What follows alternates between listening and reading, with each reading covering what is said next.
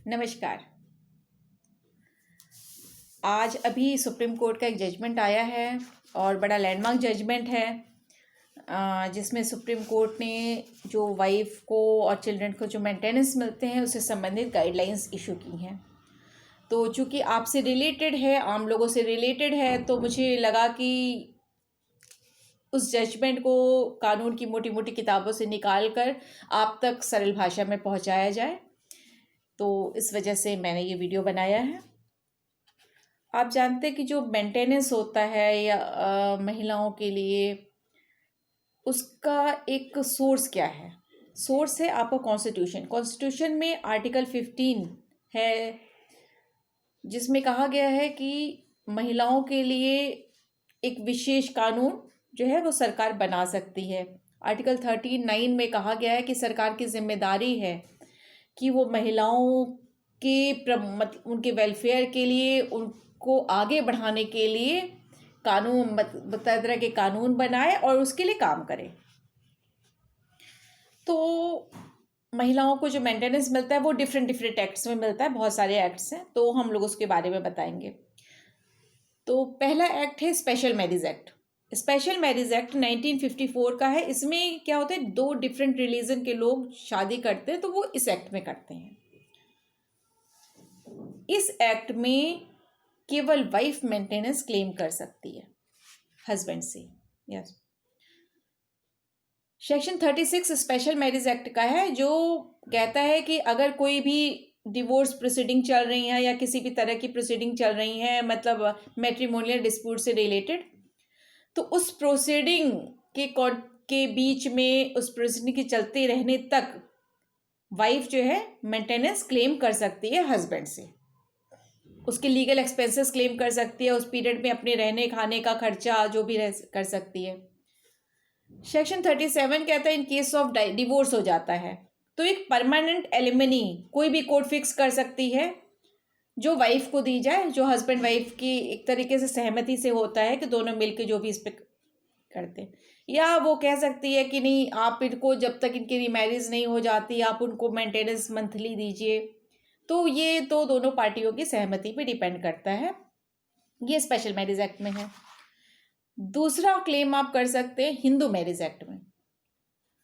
Hindu marriage act में wife और husband, Hindu marriage act 1955 का है, उसमें दोनों ही क्लेम कर सकते हैं, हस्बैंड वाइफ के अगेंस्ट और वाइफ हस्बैंड के अगेंस्ट। ये भी, इसमें भी जब मैट्रिमोनियल डिस्प्यूट से संबंधित कोई भी लीगल प्रोसीडिंग पेंडिंग है तो सेक्शन 24 में उस पेंडेंसी के दौरान लीगल एक्सपेंसेस के लिए और उस बीच में वाइफ अपने खर्चों के लिए, मेंटेनेंस के लिए क्लेम कर सकती है हस्बैंड के अगेंस्ट मेंटेनेंस, या हस्बैंड वाइफ के लिए कर सकते हैं। और सेक्शन 25 में है कि जब डिवोर्स होता है तो फाइनली एक परमानेंट एलिमनी फिक्स कर दी जाती है कोर्ट के द्वारा। तो और इसकी और मंथली मेंटेनेंस, और ये मंथली मेंटेनेंस कब तक जारी रह सकती है, अगर परमानेंट एलिमनी पे नहीं पार्टीज तैयार होती है तो मंथली मेंटेनेंस बांध सकती है। और ये till the remarriage of wife है, जब तक वाइफ दोबारा रीमैरिज ना कर ले या फिर उसका किसी और पर्सन से, जब तक ये ना लगे कि अब उसका किसी और से टर्म्स हो गया है, उसके और किसी से रिलेशंस है, और या फिर वो खुद सफिशिएंट एम्प्लॉयमेंट अब हो गई है, एम्प्लॉयड अपने खर्चे उठाने लायक हो गई है। अगर इसी तरह से अगर हस्बैंड है तो हस्बैंड को तब तक ही मेंटेनेंस मिलेगा जब तक कि ये ना जब तक कि वो किसी दूसरी लेडी से शादी नहीं कर लेता, या मतलब अगर वो किसी और लेडी से उसका रिलेशनशिप अगर साबित हो जाता है तो फिर उसका मेंटेनेंस आगे नहीं बनेगा। तीसरा जो है कि वो Hindu adoption and maintenance act 1956 का है। इस एक्ट में केवल वाइफ क्लेम कर सकती है। इस एक्ट की सबसे खास बात यह है कि इसमें कोई मैट्रिमोनियल डिस्प्यूट पेंडिंग नहीं भी हो तो भी वाइफ क्लेम कर सकती है। अगर इसमें सेक्शन 18 में वाइफ क्लेम कर सकती है, सेक्शन 19 में विडो जो डॉटर है, डॉटर इन लॉ, मतलब आपके यहाँ जो विधवा बहू जो है वो अपने फादर इन लॉ अपने ससुर के अगेंस्ट क्लेम कर सकती है। सेक्शन 20 में चिल्ड्रन और जो पेरेंट्स हैं, मतलब बच्चे अपने फादर के अगेंस्ट या पेरेंट्स अपने जो है बेटे के अगेंस्ट क्लेम कर सकते हैं। सेक्शन 22 में बाकी लोग भी जो भी डिपेंडेंट हो, जैसे सपोज भाई है छोटा, वो किसी वजह से अपना खर्च उठाने लायक नहीं है, माइनर है, वो क्लेम कर सकता है। बहन माइनर है, फादर अगर मतलब मेंटेनेंस देने लायक नहीं है तो बहन क्लेम कर सकती है। इसी तरह से डिपेंडेंट क्लेम कर सकते हैं। अच्छा, इसकी एक खास बात ये भी है कि 125 मतलब बाकी में क्या है कि बाकी सभी एक्ट्स में वो तब तक ही मेंटेनेंस क्लेम कर सकते हैं जब तक कि वो मेजॉरिटी में, मतलब बेटा या बेटी मेजॉरिटी ना हो जाए, 18 साल से ऊपर के ना हो जाए। लेकिन इस एक्ट में जब अगर कोई क्लेम करेगा तो अनमैरिड डॉटर मेजॉरिटी होने के बाद भी क्लेम कर सकती है। मतलब कि वो 18 से ऊपर होने के बाद भी जब तक उसकी शादी ना हो जाए तब तक वो अपने फादर से मेंटेनेंस क्लेम कर सकती है। ये 1956 की सबसे खास बात है। और इवन वो अपने शादी के एक्सपेंसेस भी क्लेम कर सकती है अपने फादर से। तो ये 1956 में सबसे खास बात है। और इसके अलावा वाइफ के मतलब इसमें वाइफ कब मेंटेनेंस क्लेम कर सकती है, जब वो ये साबित करती है कि हस्बैंड जो है उसके साथ क्रुएलिटी करता है, हस्बैंड जो है कि उसके किसी और से टर्म्स हैं, या फिर किसी और उसी घर में उसने किसी और औरत को रखा है। मतलब उसने परिस्थितियां ऐसी बना दी हैं कि वाइफ उसके साथ नहीं रह सकती है, तब इसमें आप मेंटेनेंस क्लेम कर सकते हैं। तो 1956 में आपको कोई ऐसा नहीं, आपको कई बार क्या होता है ना कि लेडीज़ जो है ना कोर्ट पे नहीं जाना चाहती, वो वेट करना चाहती हैं अपने, ताकि उनको लगता है कि अगर वो कोर्ट में जाएंगे, एफआईआर लॉन्च करेंगे तो उनकी एक वैवाहिक जीवन हमेशा के लिए ख़त्म हो जाएगा। अब उसमें मेंटेनेंस तो वो बाकी एक्ट्स में नहीं मेंटेनेंस क्लेम कर सकती, वो किस में कर सकती हैं, 1956 में। यहाँ पे कोर्ट ये भी ऑर्डर कर सकती है कि उसको अलग रहने का, किराए के घर पे रहने का खर्च भी दिलवा सकती है कोर्ट उनको। तो ये ही एक्ट ऐसा है जो बिना किसी मैट्रिमोनियल डिस्प्यूट के कोर्ट में पेंडिंग हुए इसमें क्लेम किया जा सकता है। ठीक है। अब जो है कि एक थर्ड है सीआरपीसी 125, सेक्शन 125 ऑफ सीआरपीसी। इसमें भी आप तब मेंटेनेंस क्लेम कर सकते हो। इसमें मतलब कोई हिंदू या मुस्लिम नहीं, इसमें हर रिलीजन के लोग क्लेम कर सकते हैं। इसमें भी अगर आपका कोई मैट्रिमोनियल डिस्प्यूट कोर्ट में पेंडिंग है तब क्लेम किया जा सकता है। इसके लिए ज़रूरी है कि वाइफ ये साबित करे कि वो अपने आप को अपने रिसोर्सेज से मेंटेन करने के लिए वो सक्षम नहीं है। पहले इसके 2001 के पहले क्या थी कि मेंटेनेंस की एक लिमिट थी 500 रुपया, 500 रुपये तक का ही मेंटेनेंस मिलता था। लेकिन 2001 के बाद वो सीलिंग हटा ली गई है। इसके बाद उस समय क्या होता था, बड़े लंबे लंबे समय तक चलता था मेंटेनेंस का क्लेम, और एक तरीके से मेंटेनेंस का जो एक पर्पस हुआ करता था, उस बीच में कभी कभी 10-10 साल केस चल गया, मेंटेनेंस नहीं मिल रहा है। तो उस पीरियड में जो मेन मेंटेनेंस का जो मकसद था कि बीच में वाइफ और बच्चों को एक तरीके से इकोनॉमिक सुरक्षा प्रदान की जाए, वो फेल हो जाता था। तो 2001 में एक इंटरिम मेंटेनेंस का जो है प्रोविज़न लाया गया कि जब तक फाइनल मेंटेनेंस डिसाइड नहीं हो जाती तब तक इंटरिम मेंटेनेंस आप कोर्ट देगी, और वो हस्बैंड के इकोनॉमिक स्टेटस के हिसाब से मिलेगा कि जहाँ पे वाइफ जैसे रह रही थी। और उसके लिए भी एक टाइम लिमिट फिक्स की गई, जितना हो सके वो 60 डेज के अंदर वो इंटरिम मेंटेनेंस आपको उसकी एप्लीकेशन आपको डिसाइड करनी होगी। तो जब भी हो तो आप इस प्रोविज़न का इस्तेमाल कर सकते हैं कि 60 दिन से ज़्यादा इसको ना पेंडिंग रखा जाए इंटरिम मेंटेनेंस की एप्लीकेशन को। अब वो इसमें एक चतुर्भुज वर्सेस सीता भाई का केस था 2008 में। सुप्रीम कोर्ट ने कहा कि देखिए, जो 125 का जो हम मेंटेनेंस देते हैं ना, इसका मकसद ये नहीं होता कि हस्बैंड ने जो कुछ गलतियां की हैं या जिस भी एक्ट किया है या अपनी वाइफ को सताया है या किसी और के साथ रिलेशन रखा है, उसके लिए हम पनिश करने के लिए नहीं है। वो दूसरी प्रोसीडिंग्स में जाइए आप। यहाँ पे सिर्फ मकसद ये है कि हस्बैंड के किसी भी कृत्य की वजह से अगर वाइफ जो है सड़क पे आ गई है, या बच्चे सड़क पे आ गए हैं, या पेरेंट्स आ गए हैं सड़क पे, इसकी वजह से तो उनको एक तरीके से उस समय भूखमरी से या खराब हालातों से बचाना और उनको फूड और शेल्टर प्रोवाइड करना है। तो ये इसका मकसद ये है। इसके बाद चुनमुनिया वर्सेस वीरेंद्र कुमार कुशवाहा का केस था 2011 का। उसमें सुप्रीम कोर्ट ने कहा कि जो लोग शादी नहीं किए बिना लिव इन रिलेशनशिप में बहुत दिनों से साथ रह रहे हैं, उसमें भी लेडी का जो स्टेटस है वो वाइफ का ही माना जाएगा, और वो 125 के अंतर्गत वो बिना उसमें स्ट्रिक्ट मैरिज का प्रूफ दिखाने की कोई ज़रूरत नहीं है, उसको वाइफ माना जाएगा और वो मेंटेनेंस क्लेम कर सकती है। इसके अलावा एक और एक्ट है डोमेस्टिक वायलेंस एक्ट 2005।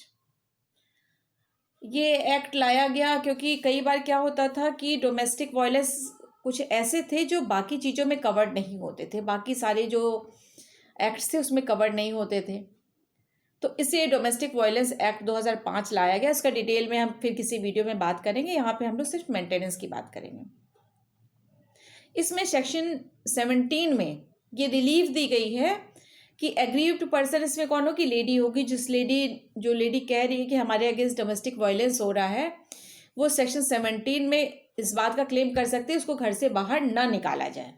अगर वो केस डालती भी है, नहीं भी डालती है, तो भी उसको बताइए इस बात के लिए वो कोर्ट में जा सकती है, उसे घर से बाहर ना निकाला जाए।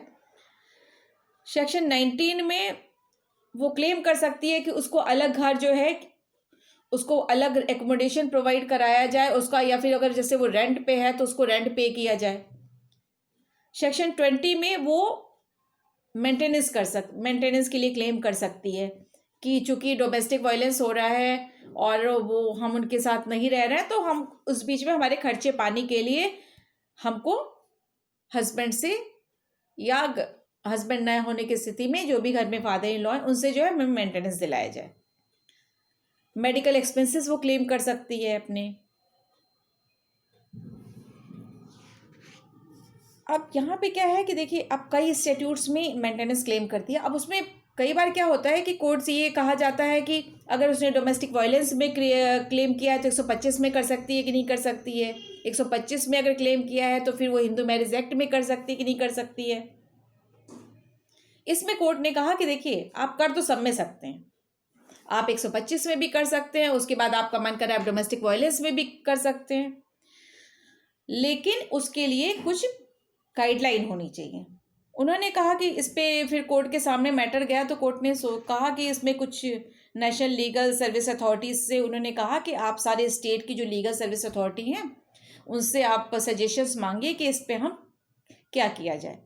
तो सारे स्टेट अथॉरिटीज़ ने सजेशन दिए। उसमें सिर्फ एक जो मेघालय की स्टेट लीगल सर्विस अथॉरिटी थी उसका थोड़ा सा अलग सजेशन था, बिकॉज उन्होंने कहा कि हमारे यहाँ क्या जो है ना कि हमारे जो एक ट्राइबल जो पॉपुलेशन है वो डोमिनेट करती है, और वो लोग क्या है, मैट्रिलिनियन सिस्टम ऑफ सोसाइटी है, वो मतलब मात्र सत्तात्मक समाज है।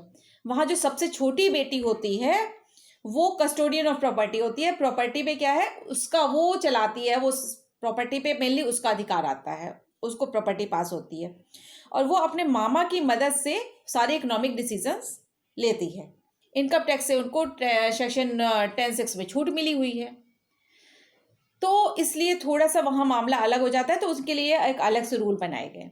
तो यहाँ पे कोर्ट ने ये कहा कि जब भी आप क्लेम करेंगे, जो नया अभी जजमेंट आया है उसमें कुछ डायरेक्शंस दिए गए हैं।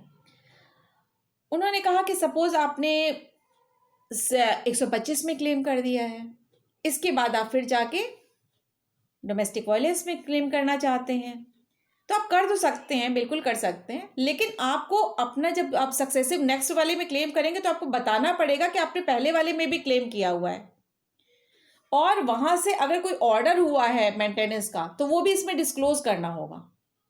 और इसको जब मजिस्ट्रेट दूसरी प्रोसीडिंग में मेंटेनेंस का ऑर्डर करेगा तो उसको देखेगा कि उसमें जो पैसा मिला है वो इतना सफिशिएंट है कि नहीं, कि जो आपके खर्च के लिए आप जैसे मतलब जिस परिस्थिति में अपने हस्बैंड के साथ रह रही थी उस स्टेटस को आप मेंटेन कर पाए, वो उतना खर्च आपको मिल रहा है कि नहीं मिल रहा है।